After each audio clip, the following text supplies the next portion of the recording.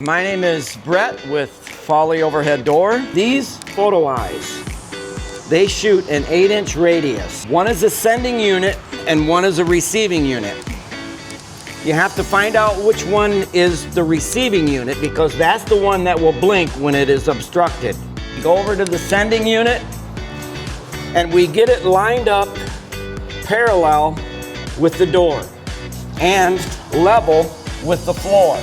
So if we get it in the general direction of the other side, loosen the receiving unit so it can pivot around. If you move it all the way one way till it blinks and move it all the way the other way till it blinks, move it halfway back and you know you're in the center of the beam.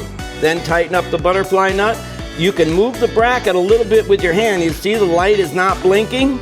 You know you're in the center of the beam if you can do that. Just the normal vibration of the door going down and up, it's not gonna make the light blink or cause the door to reverse.